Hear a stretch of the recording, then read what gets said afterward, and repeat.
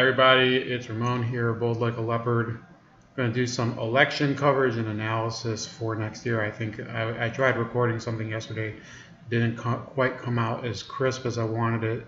And today, I was actually doing a ton of yard work with my dad. Very exhausted, just had a refreshing shower. And given the current state of the country, I've been watching, back and forth, checking my phone. And I'm seeing that there's going to be a turning point very soon. I think it's very appropriate to talk about it now. I am going to be active with other organizations soon that are, and not as, these are not organizations such as I've been criticizing, such as the Anti-Defamation League. These are kind of, and maybe the word organization isn't even right, because these are more like, share groups, forum groups. I'm going to try to use and contribute so that this type of analysis can reach more people, and more people can be able to use some of the strategies and ideas that I talk about in order to help show that there's an illusion that's being spread that America is racked by fear and that intolerance has reached levels that are, for lack of a better word, intolerable. So I'm going to make the case today that what's happening this weekend and throughout the past week and a half is an indication that the liberal establishment, and they are losing the right to use the word liberal, because it's if you look at their approach to the freedom of expression and speech, liberalism has been lost and perhaps may never be found in the form that it used to be. They've lost that, and they're going to lose a lot more. They haven't learned their lesson from 2016. The lesson from 2016 was that it doesn't matter what side of the spectrum you're on. You cannot shoehorn people into voting for a person whose conduct and record contradict everything that you believe in. In the case of that ballot choice, Hillary Clinton was that type of candidate that people just soundly rejected. And Donald Trump was he was a protest vote for many people. But instead of processing that lesson, they have chosen to guilt people and to shame them for making a choice that they forced them into. To be honest with you, I did not want to vote for Donald Trump. I had a candidate that was far and away much better of a choice, and he got completely screwed by the system, just like his father did. I'm talking about Rand Paul and Ron Paul. So we're left with this situation where we were forced to make a choice, and we did it with the knowledge that we're holding on to a democracy and to the right to make a choice. We're making the choice to hold on to making a choice. To do otherwise, I think, is to give away our freedoms. I've talked before, and I'm trying to organize an interview this week with somebody who doesn't have the same type of freedom that we take it for granted. He advocates for a cause in his country that is tantamount to declaring yourself a witch in Salem. And you can disagree with his viewpoint or not, but I don't think you can disagree with his capacity for sacrificing his own safety and his own reputation. That's not something that many Americans are willing to do. A lot of Americans today are willing to concede a lot of their freedoms and liberties in the name of comfort and distraction. And now we're going to talk about the 2018 midterm elections in the Senate. Democrats are counting on a blue wave in next year's election, but what they have to reckon with are a number of constructional and conditional issues with the race in the U.S. Senate in 2018. So let's take a look at some of them. I'm going to go through. Now, here's the map of the election next year. I'll explain that in a second. But let me talk to you about some of the conditional issues. And why do I use the word conditions? Because you just have to kind of reckon with factor in the relationship between the president, the current president, Donald J. Trump, and Congress, and compare it to other elections where you had these waves. Okay, so if you want to think about some of our latest wave elections, at least the ones since I've been alive, you would have to talk about 2010, 2000, and 2014 if you really want to be accurate. But 2010, 2006, and 1994, those were all midterm elections that were in one way or another a wave. What happened in 1994 was that the Republicans had their so-called Republican Revolution, which I think was to some degree a joke. They remained, I think, in terms of ideology and beliefs, they remained the same stodgy old party that they'd been for years. Maybe moderately better than the Democrats, but in the long run, you see what we've gotten. It's still a party that is very strongly tied to defense contractors and lobbyists of various industries. The Republican Party won in 1994 partly because of a flaw in the Clinton administration, which was that Bill Clinton conceded a lot of his authority to the congressional leaders. I think Tom Foley was he was the Speaker of the House. I don't remember precisely who was the Senate Majority Leader. I think it was George Mitchell from New Hampshire or something. Who's by the way, he's a very respected politician, but and so was Tom Foley. But Bill Clinton basically said, anything that the congressional Democrats need in terms of setting the agenda, we'll go along with them. So he did not look, and by the way, like a lot of the agenda items that he pushed were just not that popular, including raising taxes to a large degree, as much as Congress wanted. So Americans rebelled against that. They saw his economic agenda as being basically nothing about about being a new Democrat, as he proposed in his campaign. He was seen as sort of a wimp and a pawn of these congressional Democrats. So they were voted out in one of the worst landslides in the history of Congress. 2006 was a very similar backlash against George Bush for his inept conduct of the economy and Katrina and the Iraq War, and justifiably so. I mean, he did not deserve.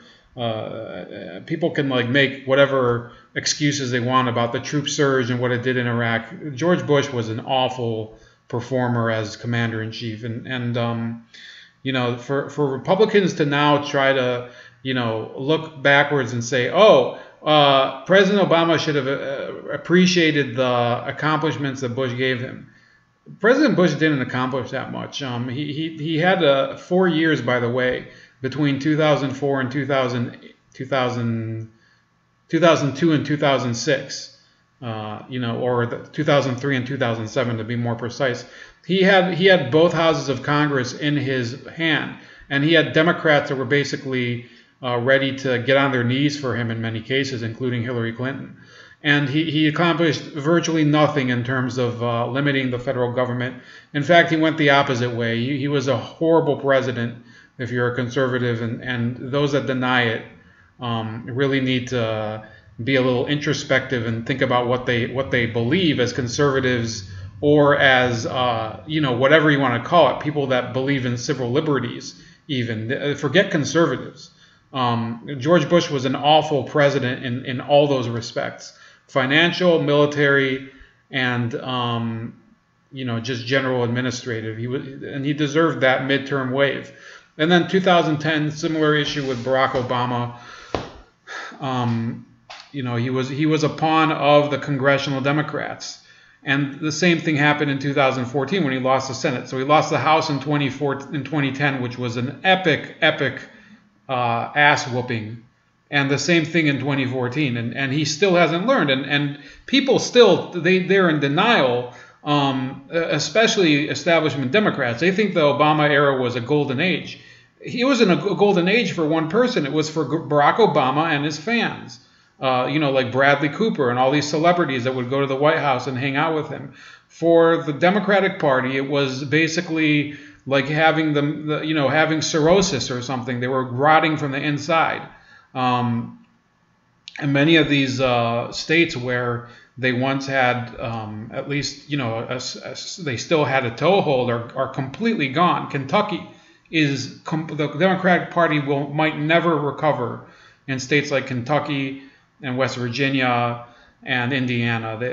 I think that, and I'll demonstrate it today, they are fast on the road to losing any gains that they made during that time.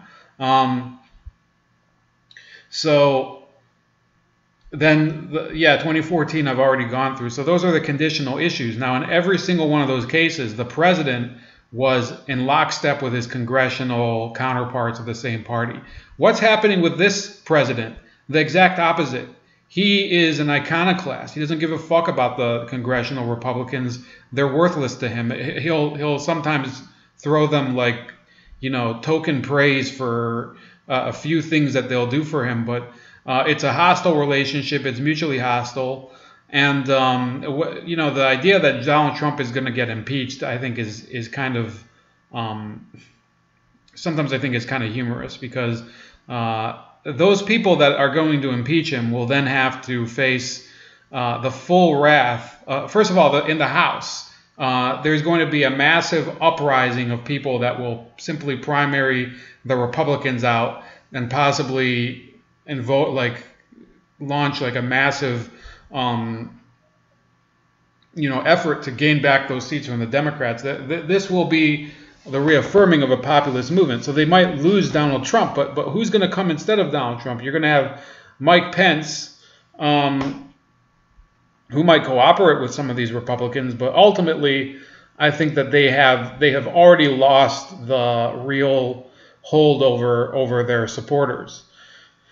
And then the conditional restraints on the Democratic side, I'll have to get to in the next few segments. So let's look at the map. We're going to have to go kind of and categorize these as swing races or safe races, as they always do it. Now, I'm not going to go look at the Cook Institute, or where the hell they call it, their number. They always do a number, which one's +8 Democrat, +3 Republican, whatever it is. I don't care anymore. I think that a lot of these, they're obsolete. But we will look at some of the past voting patterns because they do tell somewhat of a story.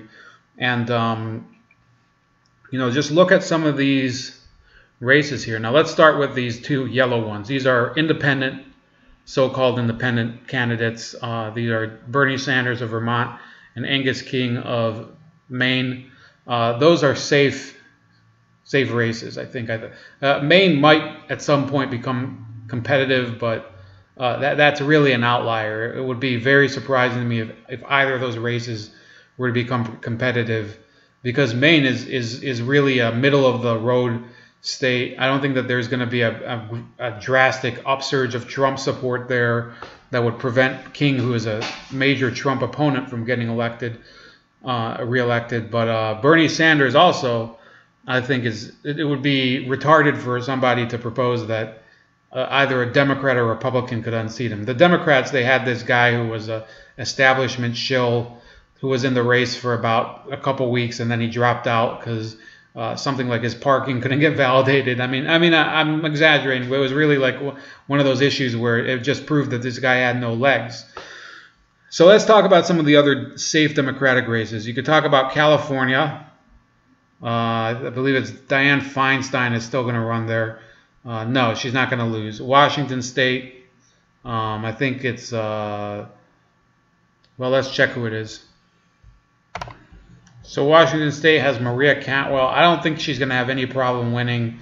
There's no Republicans planning to run anyway. And then you have on the East Coast, let's swing over here. You have Massachusetts. That's gonna be kind of an interesting race because it's Elizabeth Warren. I still have a hard time, and this Shiva guy that was at the free speech rally yesterday. That is going to be interesting. I don't know if it's going to be a close race or not. It's too early to tell. I think as of right now, I'm willing to still say it's a safe Democratic hold.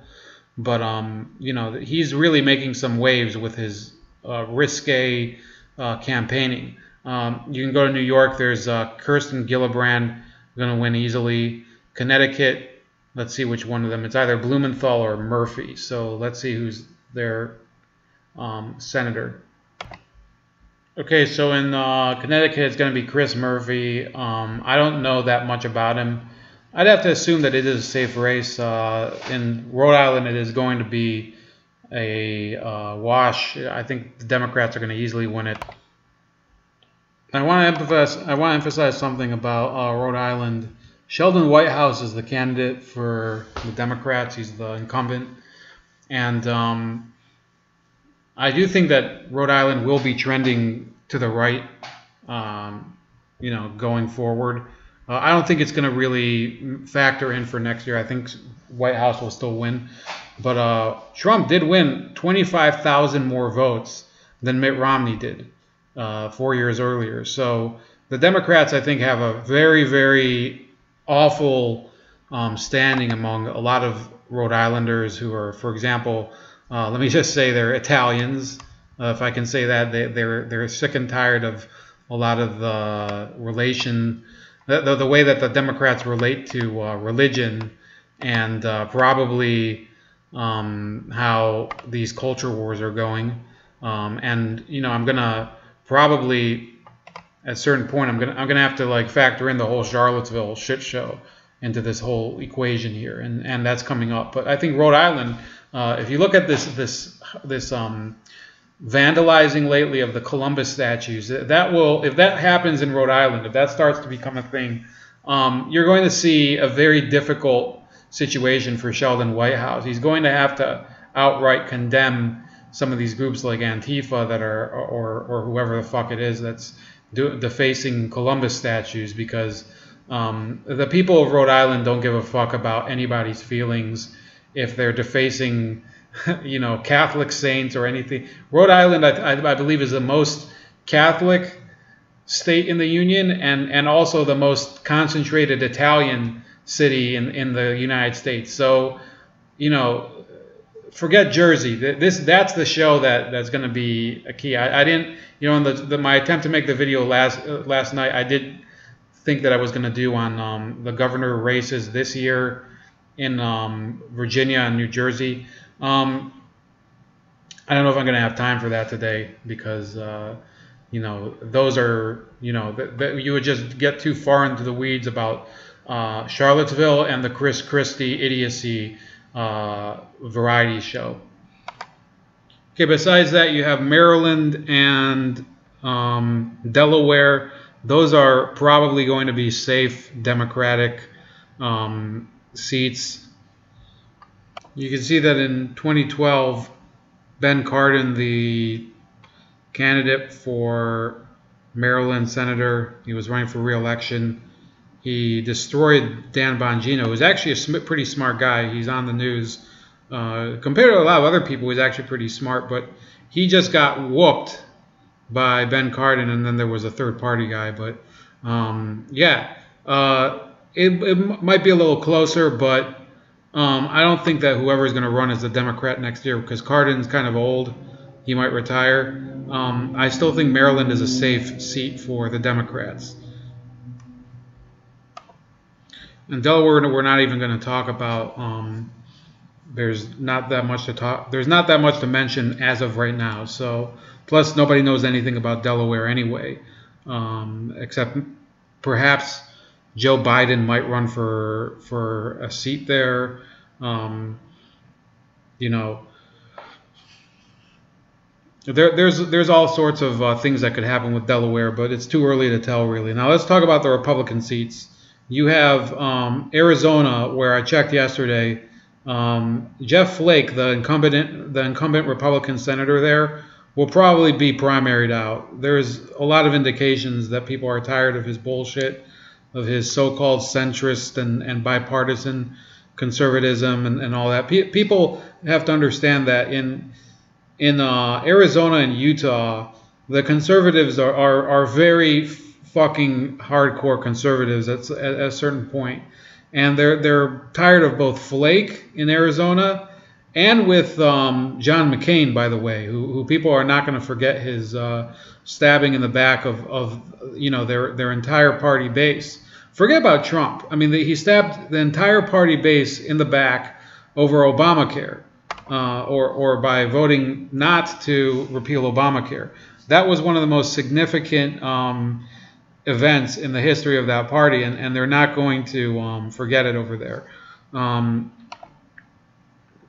Utah, whoever's going to run there is going to steamroll the Democrat. There's no way. We learned last year that even with Mormons hating Donald Trump because he hates Mitt Romney, the Mormons still went out and voted for him at over 50% against Hillary Clinton's shill, Evan McMunkey, as I call him. Evan McMullen is his real name, so I just used two. Eggy McMuffin is what a lot of people call him.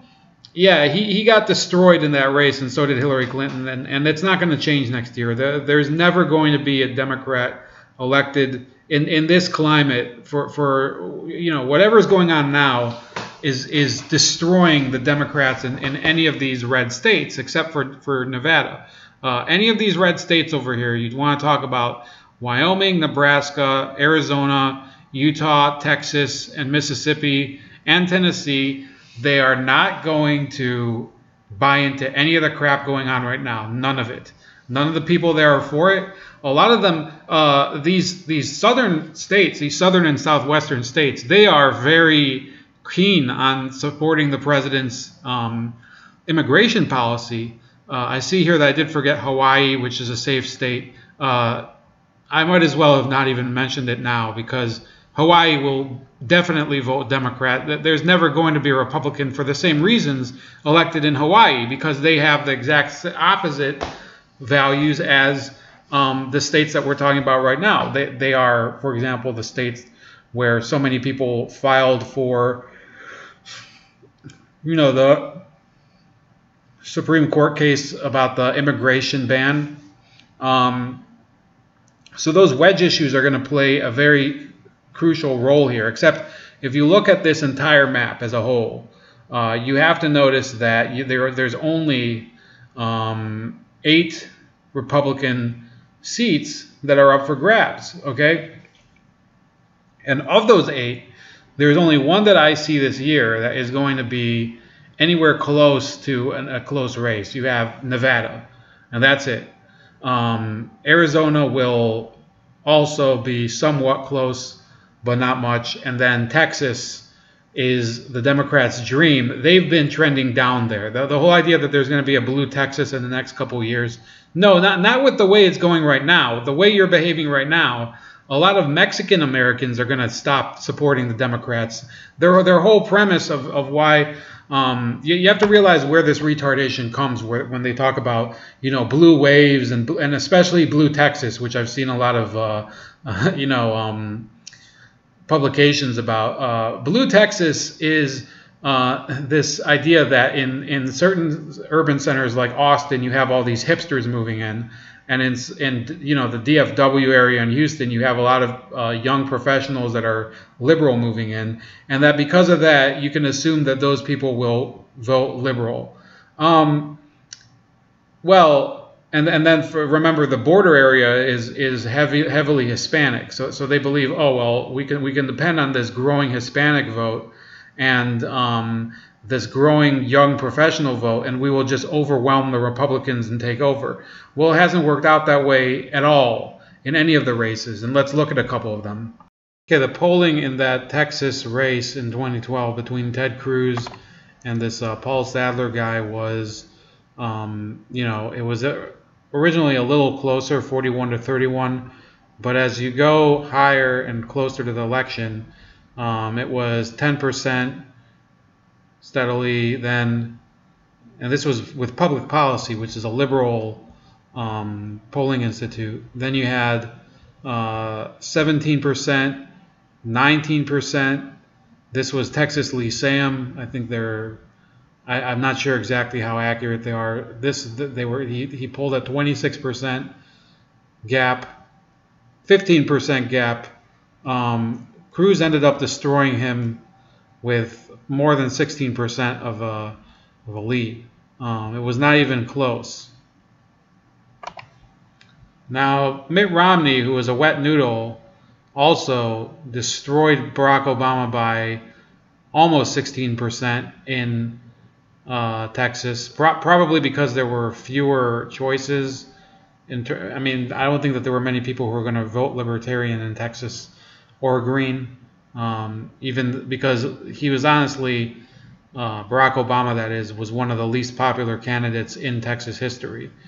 Now let's look at 2014. You had John Cornyn, who is, he's long-standing. He's actually kind of a smart guy, but he's not as, I'd kind of say he's more of a establishment Republican. He just took David Alamil, whoever this guy is, to the woodshed, destroyed him by 27 points. Okay, that's in 2014. Again, lower turnout than during a presidential election. And now you get to 2016. This was a presidential election. Yes, there was a little more of a bump for Hillary Clinton, but there was also a higher turnout. So Trump still won by about 9 points, a little less than 9 points. Clinton lost. And I believe that, honestly, when 2018 comes around, a lot of that Democratic enthusiasm will have completely worn. There's not going to be many Democrats that are going to be looking to vote in 2018 for anybody, even if it is Ted Cruz, because they're going to know that Ted Cruz has the backing. A lot of the people who didn't bother to show up in 2016 on the Republican side are going to show up in 2018 because they will see that this whole monuments bullshit is going. What more excuse can they give? Those that are not going to go out to support the Republican Party for all its flaws, they're going to go out to oppose the Democratic Party and whatever idiot they're going to nominate. I think it's this Beto O'Rourke guy who really, if he wants any chance of success, he probably should get ahead of this and say, I have nothing to do with the whole monuments nonsense. I honestly could care less. Because that is going to be the cancer that completely crushes the Democratic Party, as you're about to see. So let's round out the rest of the Republican states for a second.